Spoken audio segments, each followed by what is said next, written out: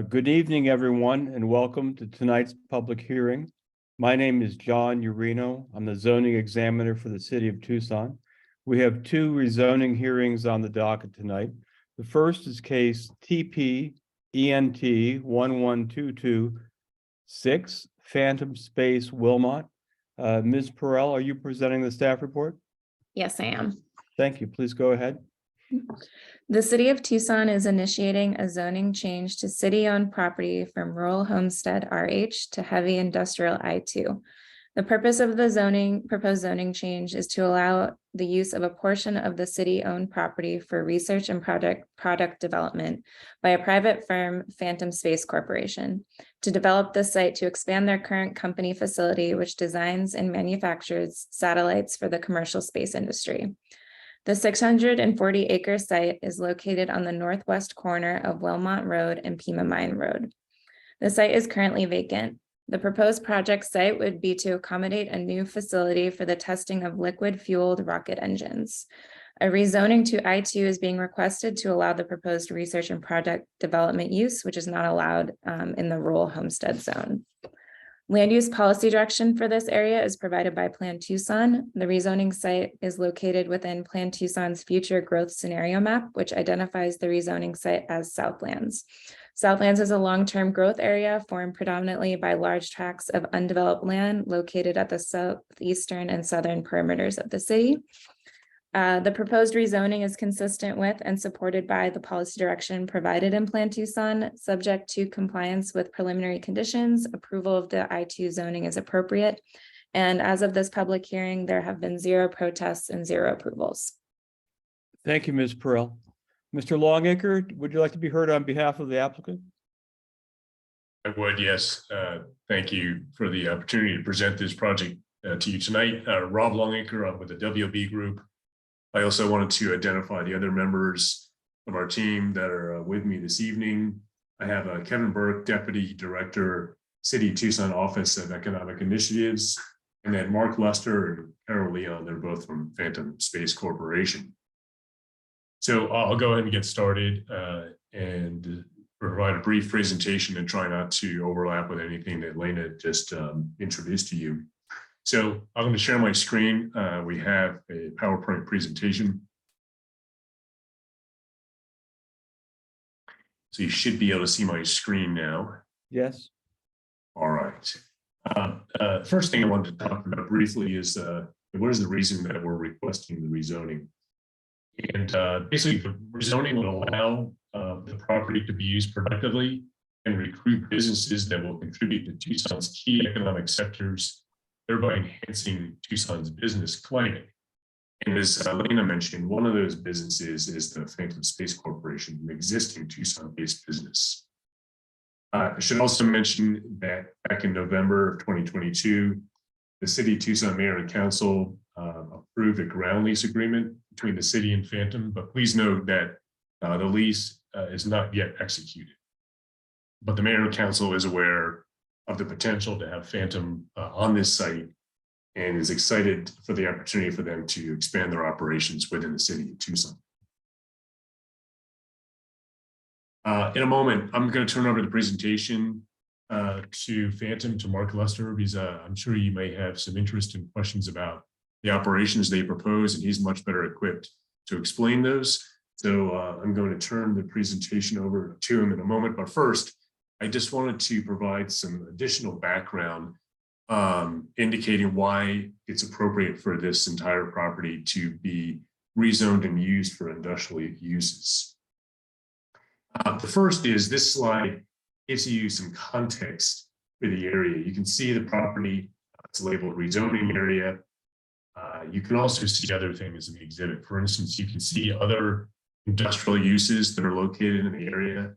To the north is the Wilmot Solar Energy Center, and then just to the east of that is the Tanks Recycling Landfill Facility. Another part of this plan that I'll point out is that existing residential uses are actually quite far from this property. So the nearest residential uses are just over a mile to the southeast of the rezoning area. The other thing you'll notice in this exhibit is that largely there isn't much around this piece of property. quite a bit of open space and vacant land. And there's a reason for that, and I'll explain that in a moment. I'm not going to touch on this because Lena mentioned it. It has to do with policy direction by Plan Tucson, so she covered that adequately, so I'll skip that in my presentation. So the reason for a lot of the undeveloped land in the area has to do with the blue shaded area shown on my screen. All the property that is shown in blue is owned by the Arizona State Land Department, state trust land. So you can see that they have an extensive land holdings in this immediate area. So that begins to explain why much of this area is not developed. I should also mention to you that the State Land Department recently is focused on a new piece of property, and it's bound in yellow here. And they are contemplating a request to rezone this almost 8,000 acres, focusing on primarily commercial employment and industrial land uses. The red star you see just to the south of the yellow area is the proposed rezoning site we're discussing tonight. All right, I'm going to turn it over to Mark, and he's going to explain to you a little bit more about Phantom and their proposed operations. Thank you, Mr. Longaker. Mark, cue me when you want a slide advanced. Great. Thank you, Rob, and thank you for giving us an opportunity to introduce you to Phantom Space and what our plans would be if we are permitted to move into this site. So next slide, please. So Phantom Space seeks to become the Henry Ford of space. And what that means is mass manufacturing of spacecraft and launch vehicles in a manner that's reliable, affordable, and available to new customers. So we all know space has been dominated by largely government customers, with commercial customers starting to emerge over the past decade or so. And Phantom is positioning itself here in Tucson, Arizona, to be a leader in revolutionizing space commerce and opening up space to the common use, similar to what Henry Ford did with the automobile in the turn of the century. Next slide. So think of Phantom as more than a launch company. We'll talk a lot about launch vehicles this evening, but we are both creating the spacecraft and the launch vehicles. Founded 3 years ago here in Tucson, we have an all-American supply chain, and that's important because we're not now disrupted by the Ukrainian-Russian war that's caught up a number of our competitors. We're focused on manufacturing satellites and launch vehicles here in Tucson. In fact, when I started almost 2 years ago with Phantom, we had a prototype satellite sitting right next to my desk, and now our teams are hard at work at getting to our first launch in about a year's time.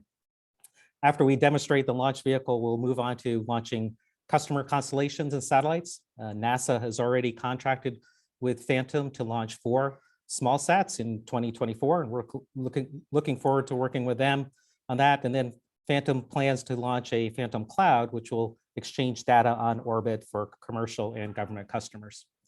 Next slide.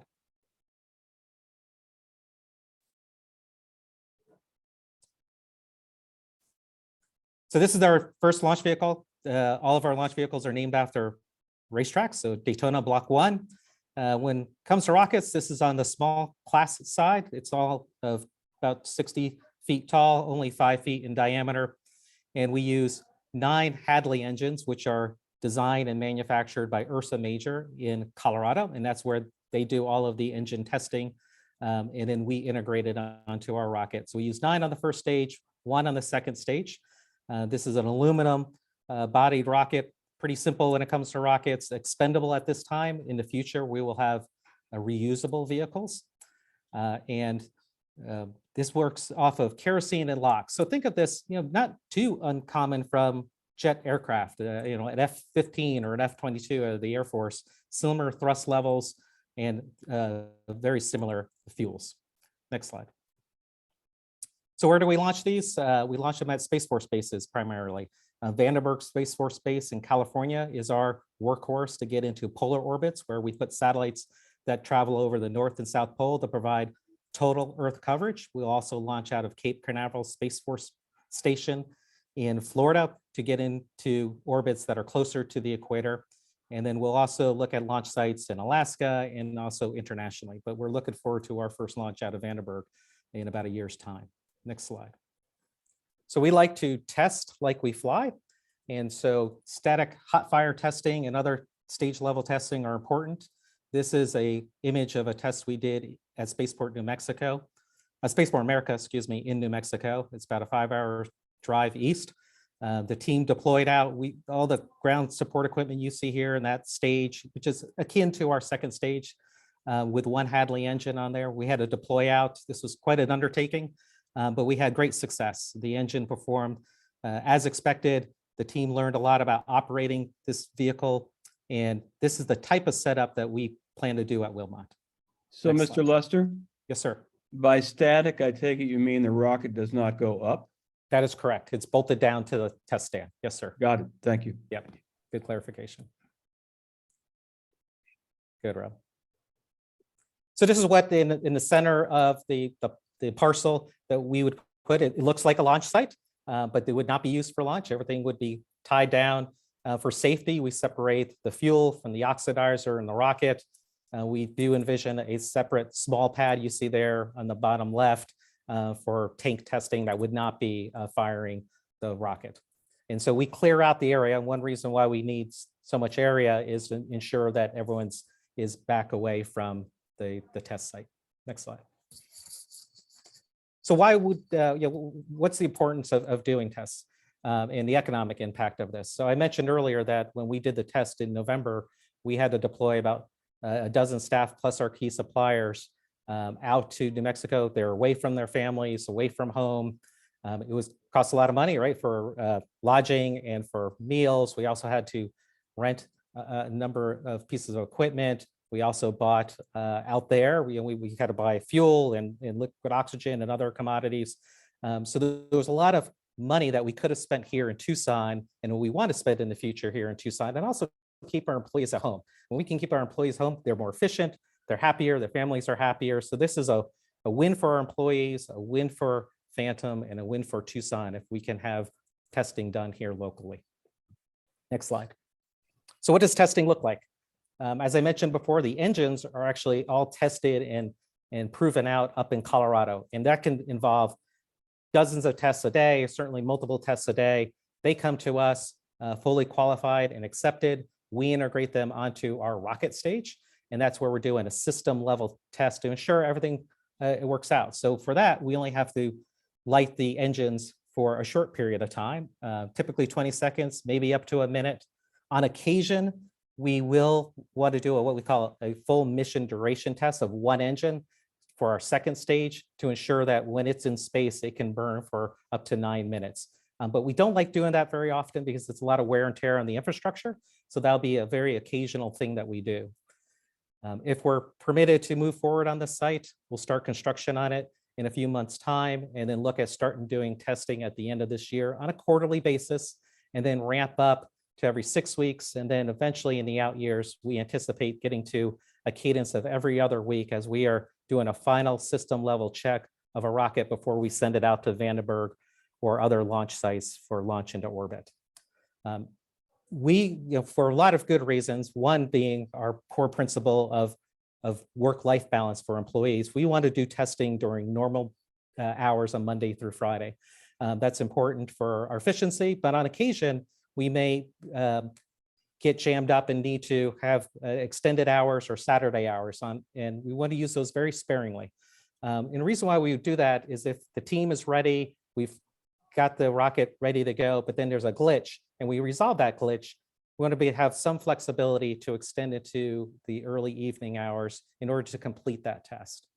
For a Saturday test, it may be weather, where we may be ready to go, but monsoon rains come through and delay a test that we planned for Thursday or Friday, but Saturday is open.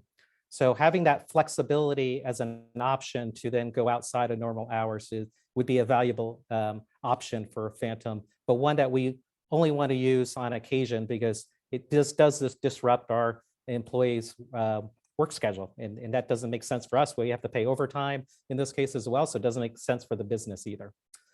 It's important to me and to Phantom that we're a good neighbor. I've run a spaceport in Alaska. I've run flight training in Colorado. In both of those operations, it was important for me as the CEO of those companies and now COO at Phantom to have outreach to the community, to make sure that our neighbors understand what is going on and that they have insight and we can answer their questions. We are building a 100-year company here in Tucson. We work here, we live here, and we want to be a good neighbor to everyone here and have a positive impact to Tucson as we open up space for more. Next slide. I think this concludes my points. I can answer any questions. Thank you, Mr. Luster. I don't have any questions of you. Mr. Longacre, I had a question for you on the proposed revisions to the Planning and Development Services Department proposed conditions. If you could speak to those briefly. Absolutely, yes.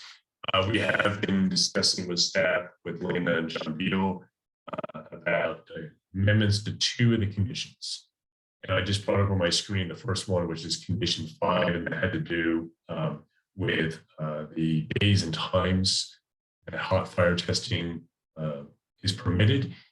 And I think Mark just explained it pretty well as to why they're looking for some additional hours.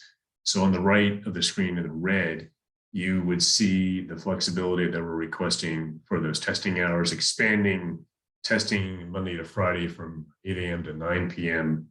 And then on Saturdays from 9 a.m. to 5 p.m. Hot fire tests prohibited on Sundays. And the second amendment that we were asking has to do with condition 6, having also to do with being a good neighbor. We mentioned that during his presentation as well. But we rewrote the condition. We were trying to provide more specificity as to what is actually meant by the communications plan that was described in the staff written condition. So this condition provides exactly what Phantom would do for the reach out efforts to the residential neighborhoods to the south. And on the right side of this screen, we've established a notification area. So the communications plan would address those areas, those lots that are located within the red dashed line. So happy to discuss these conditions specifically if you have more comments or questions. No, I don't. Ms. Perrell, has staff reviewed these proposed conditions, and are you do you support them? We have reviewed them. We were gonna leave it up to see what the presentation, we didn't get any other further information. We got more, I guess, during this presentation, but staff doesn't have a recommendation yet. Okay, thank you. Mr. Longacre, anything else from you? Nothing for me, but I do believe that Mr. Burke just wanted to just spend a minute and make a few comments to wrap up our presentation this evening as well. So, Kevin. Thank you. Mr. Burke. Thank you, Mr. Reno, and thank you, Rob, for the presentation. Thank you, Mark and Carol, for working with us through this process. And also thank you to staff for working with us on this as well. Just a few comments. Some of this is repetitive, but I appreciate your time. The city is the owner of the subject property. The purpose of the zoning change is to entitle the entire 640-acre property for future economic development. It is not the purpose of this zoning change to entitle a portion of the property for use by Phantom Space. To reiterate, the city does have an agreement, which is not yet effective, for Phantom Space to lease a portion of the subject property from the city. That the city has a potential lease for a portion of the property simply demonstrates that there is a need for the city to bring land to market that is suitable for commercial and industrial development. However, to reiterate again, the purpose of this zoning change is for the city, as owner of the property, to entitle all of this land for future economic development. The preliminary conditions fail to recognize this point and would have the effect of burdening the entire city-owned property. Therefore, the city manager's office request is that the zoning examiner modify these conditions to ensure that any conditions accompanying the zoning action apply only to that portion of the property which may be leased by the city to a private company on or before the effective date of the zoning action as it is approved by the mayor and council. Thank you, Mr. Burke. Absolutely. Thank you very much. Well, I'll deal with that in a minute. Would anyone else in the audience like to be heard?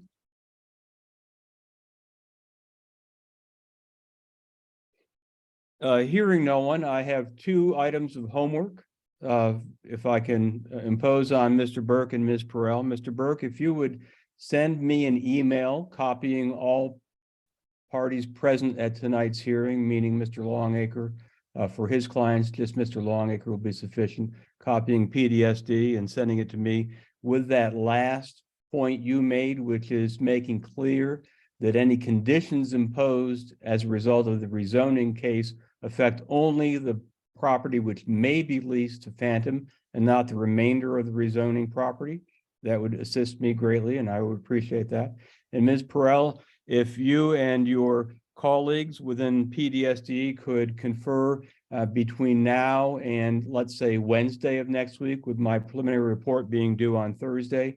And I'm not directing how it comes out, but just give me some input by email on whether you support, oppose, or are neutral on the proposed revisions to the proposed conditions. That would also assist me. Okay, can do that. Okay. Thank you. So thank everyone who participated. Thank you, Mr. Lester, for being here in our community. You've been here a while now, I guess, and welcome. And I'm closing the hearing on case TP ENT 1122-00006.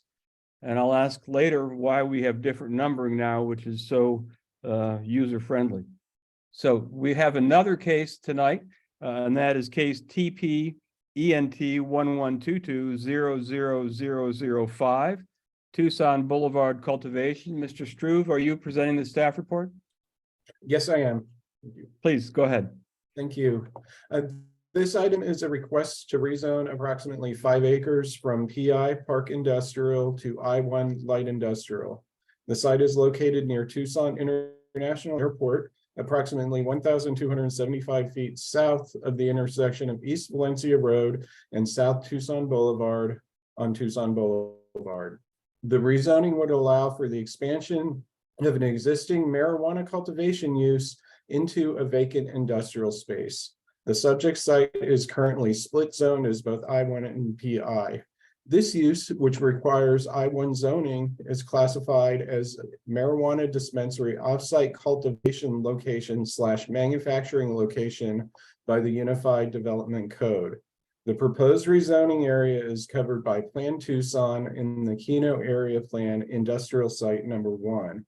The proposed rezoning is consistent with the policies contained within both plans. One protest was received for this site. Concerns expressed in the protest generally related to homelessness.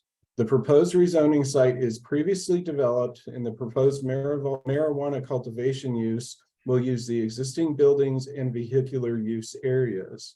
The proposal would not cause change to hydrology, topography, soils, or the existing development on the site, and will create less of an impact on traffic than the previous uses. The proposed use would be required to install odor mitigation measures, and the applicant would submit an odor mitigation plan with the building permit application process.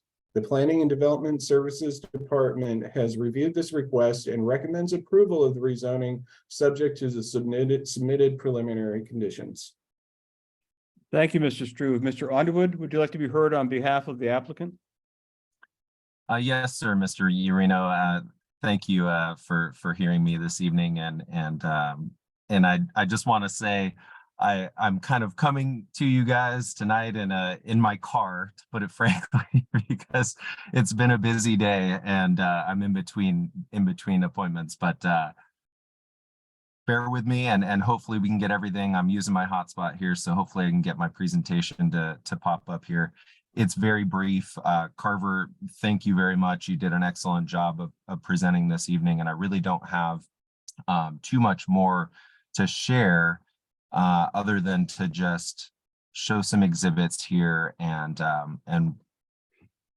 reiterate some of the points that Carver already went over here. So what I'm showing here on the screen, and let me know if you cannot see that, is the general context of the surrounding area here. And as you can see, it's primarily industrial, with the airport to the west of us, west of Plummer Avenue there. And there with that area kind of in the middle in orange is, basically characterized by mainly industrial uses with some limited commercial. You see the subway up there to the north, but by and large, it's all industrial. And then on the east side of Tucson Boulevard, we have kind of a mix of industrial and commercial land uses with some hospitality and a number of traveler hotels that are over there on the east side of Tucson Boulevard. Now, looking at the site, Carver, he mentioned that this is an existing, there is an existing cultivation site that's adjoining this facility here. And as you can see, the rezoning area is outlined here in this dashed line. And the adjoining building here, the lion's share of the property is already occupied by a cultivation facility in the I-1 zone. And we are proposing to rezone to I-1 to match up with that existing cultivation and also just perfect the zoning, the I-1 zoning on the site. As Carver mentioned, there is support per the Keno area plan for I-1 uses in this area. And so, given the pattern of development here with mainly industrial around us and cultivation already on the site, it makes sense in terms of a compatibility standpoint there. So taking a little bit of a closer look at our preliminary development plan, the portion that's currently zoned Park Industrial is outlined there in yellow. And it's really two buildings and then the eastern half of this building down here on the southern portion. And what we're proposing is it's about 100,000 square feet total of cultivation space, which is just about 27,000 or 30,000 square feet shy of the existing building here and the cultivation that's going on within that. And the former use of this site was Texas Instruments. So as the Texas Instruments campus, it's completely built out to accommodate landscape borders, parking standards. It doesn't actually meet current parking standards on the west side of the site, but we have had a full review by staff and by the landscape department, and they have said that it is in compliance, the landscape borders and parking lot for what we're showing here with city code. So we are in compliance. We do have a secure facility, given that it was formerly occupied by Texas Instruments. We have a fencing all around it. There's a gated access here to the north on Medina, and there's also gates for the access points here on the south side. And the intent here is that we would be accessing here from Medina and integrating with the existing use there potentially as well with the existing cultivation. And as Mr. Strube mentioned, this is a low traffic, low parking use as well. So we're only needing to use a very small portion of the existing parking from the former use. And in terms of public outreach, I'll have to follow up with Carver on the protest that he mentioned this evening, because I wasn't aware of that. But in terms of what we've heard so far is we had our neighborhood meeting, and we only had one participant in that meeting, and it was actually a neighboring property owner to the north. And he was, curious about the process, about what we were changing, how we were able to propose an I-1 zone in this location. And quite frankly, he was interested in potentially doing that same use on his property.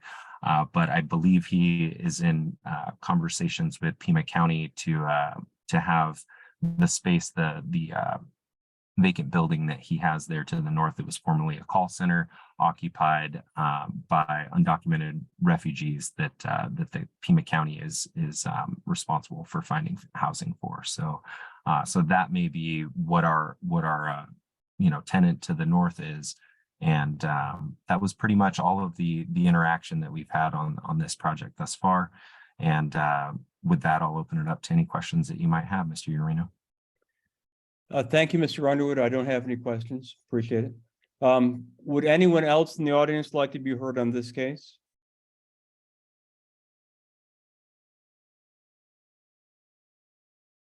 Hearing no one, I'm going to close the hearing on case TP ENT 1122-5. And Mr. Underwood, I hope you have a safe drive when you start your car up Thank you. again. And everyone in attendance, have a great evening. Good night. You as well. Thank you. Thank you.